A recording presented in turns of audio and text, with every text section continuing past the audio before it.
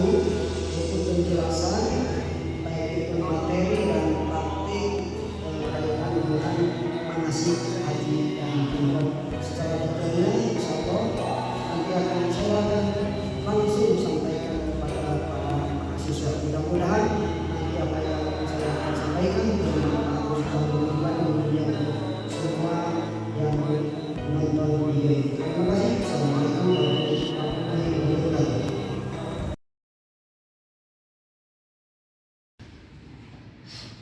Assalamualaikum warahmatullahi wabarakatuh. Assalamualaikum warahmatullahi wabarakatuh. Waalaikumsalam warahmatullahi wabarakatuh. Ya, sebelum kepada materi yang insyaallah Bapak akan ajarkan, marilah kita sama-sama berdoa terlebih dahulu. Bismillahirrahmanirrahim. Bismillahirrahmanirrahim. Bismillahi. Wa subhanallah. Walhamdulillah. La ilaha illallah wallahu akbar. La haula wala quwwata illa billahil aliyyil azim. Sunnati Rasulillah. Al-Fatihah.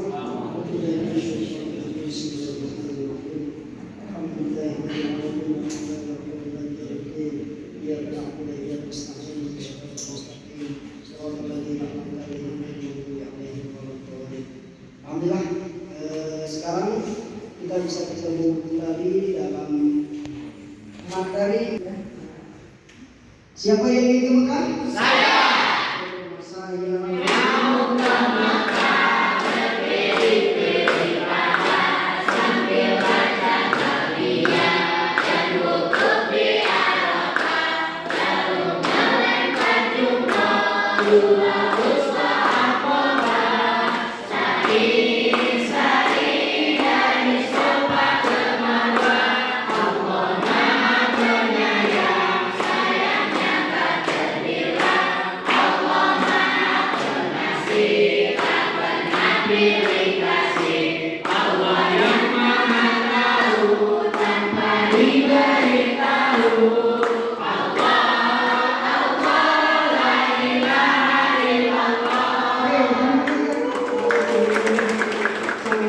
Semangat sekali ya, sangat antusias. Mudah-mudahan kita semua bisa dinasibkan untuk bisa berangkat ke tanah suci. Inspirasi umroh, Bu.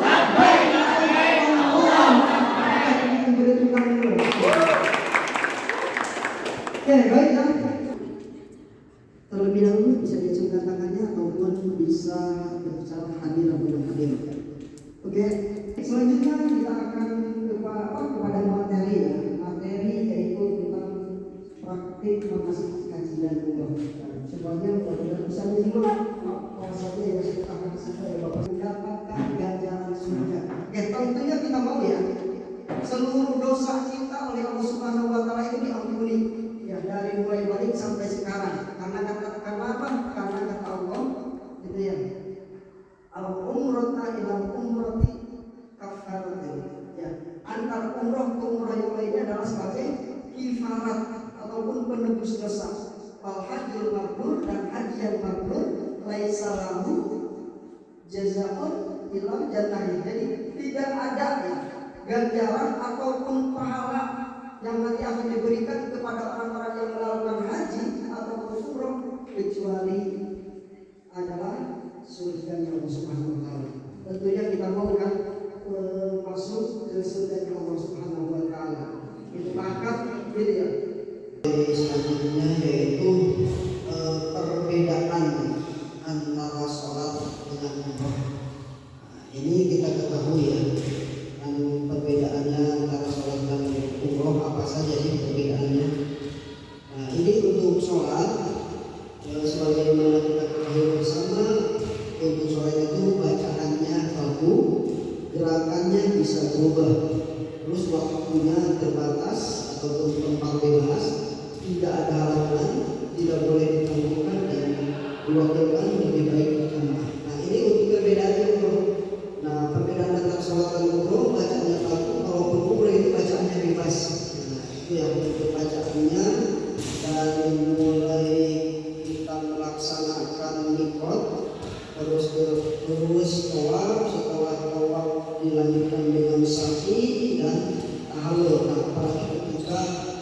melaksanakan tawaf yang itu silakan bebas untuk bacaannya, tapi para ulama sudah menyusun ya bacaan-bacaan tiap kali kita keliling ya dari putaran ke-1 sampai putaran ke-7. Dan untuk selanjutnya yaitu gerakannya bisa berubah kalau sholat, yaitu berubah-ubah dari takbiratul ihram sampai salam itu bisa berubah-ubah. Akan tetapi kalau umroh gerakannya itu tetap ya baku, seperti halnya kita melaksanakan tawaf. Nah kalau tawaf itu tidak boleh bergerak melirik ke sana kemari, apalagi istilahnya berputar. Nah, gerakannya tetap baku ataupun bahu sebelah kiri ini tetap menghadapnya ke Ka'bah. Nah itu yang gerakannya tetap baku. Selanjutnya kalaupun sholat waktunya terbatas ataupun tempatnya bebas ya. Untuk wanita itu pelaksananya boleh di rumah. Untuk umroh itu waktunya bebas, tempatnya terbatas. Waktu bebas itu akan berlangsung kapanpun selain waktu ataupun bulan haji itu silakan bebas untuk melaksanakan umroh dan tempatnya terbatas. Nah ini tempat terbatas itu kita melaksanakan umroh itu ataupun haji itu tidak bisa kita di tanah air ataupun di Indonesia, tetapi tempat itu harus di Mekah Al-Mukarramah ataupun Saudi Arabia. Selanjutnya ada sholat tidak ada tangan ya, kalau umroh itu hanya bagi yang mampu saja. Itu ya, kalaupun masalah sholat baik yang sehat atau yang sakit itu saja semuanya tetap harus melakukan sholat. Akan tetapi kalau umroh kita tidak mampu baik itu sakit itu bisa dibadalkan, hanya bisa diwakilkan sama pihak keluarga. Selanjutnya kalau untuk sholat itu tidak boleh ditangguhkan ataupun diwakilkan. Nah ini ya, untuk sholat itu seumpamanya kita itu sedang sakit terus diwakilkanlah oleh keluarga kita ataupun anak kita ataupun istri kita ataupun suami kita, itu tidak diperbolehkan untuk diwakilkan. Tetapi untuk umroh itu boleh ditangguhkan ataupun dibadalkan ya, diwakilkan. Kalaupun kita sudah tua renta itu ya kita tidak harus untuk melakukan umroh ke tanah suci. Untuk selanjutnya perbedaan sholat dan umroh yaitu kalaupun sholat itu lebih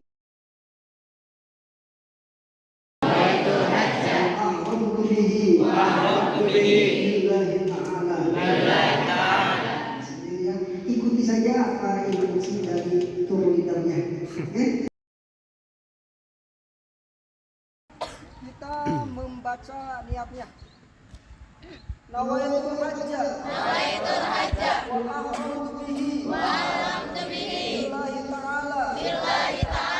Untuk niat umrohnya nawaitul umrata wa ahramtu biha billahi ta'ala.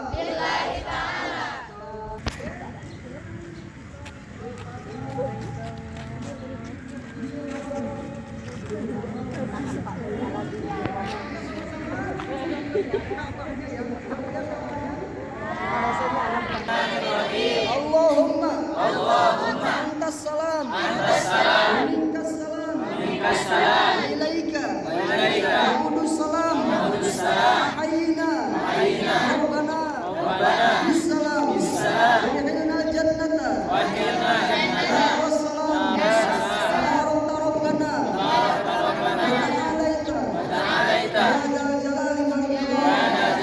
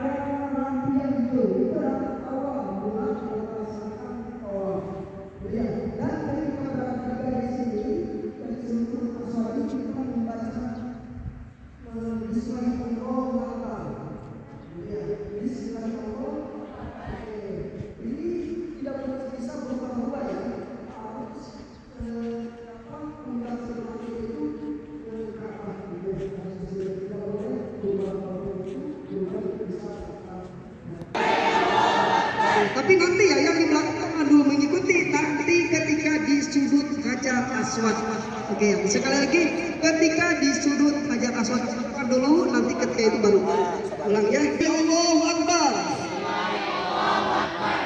Dikecup dan usahakan ke dada. Sekali lagi, Bismillahirrahmanirrahim. Ya, nanti di sini ya. Setelah itu nanti jalan. Setelah jalan di sini saya akan pegang rukun suara makom Ibrahim.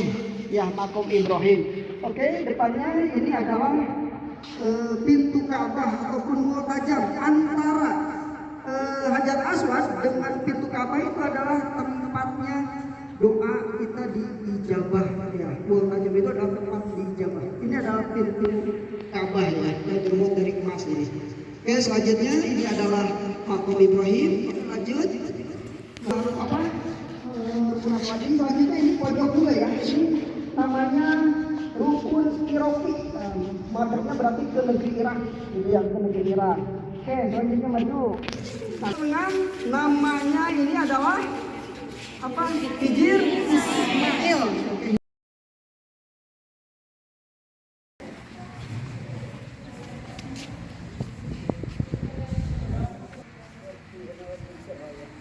Inna Safa wal Marwata min sya'airillah.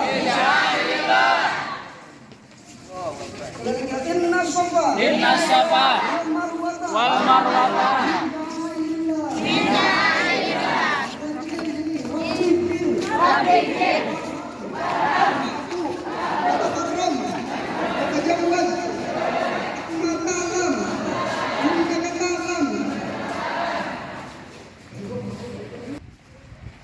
Kita balik lanjut. Robbifir warham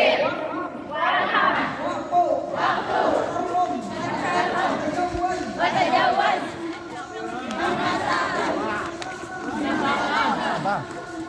malam innaka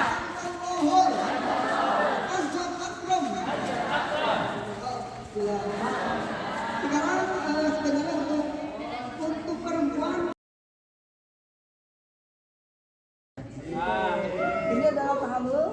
Ini digunting ya minimal 3 lembar atau 3 helai ya rambutnya. Kalaupun rambut juga ini tidak jangan ya. Ini rambut yang akan ditahallul. Tahallul itu adalah yang asalnya haram, yang asalnya dilarang. Contoh dilarangnya seperti mengeluarnya, jadi dilarang ataupun ketika kukunya digunting, yang termasuk juga rambutnya yang rontok itu diharamkan. Nanti kalau ketika melaksanakan umroh dan tapi kalau sudah tahallul itu sudah kembali. Setelah kita berusaha melaksanakan materi praktik manasik haji dan umroh, samping materi dan juga barusan kita sudah mempraktekkan manasiknya. Mudah-mudahan ya apa yang sudah disampaikan oleh Bapak bisa bermanfaat. Oke, gimana untuk prakteknya? Udah paham semuanya? Sekali lagi kita semua bisa melaksanakan manasik haji ataupun umroh yang sesungguhnya. Dari Bapak dicukupkan sekian, kurang lebihnya Bapak mohon maaf. Wassalamualaikum warahmatullahi wabarakatuh. Waalaikumsalam.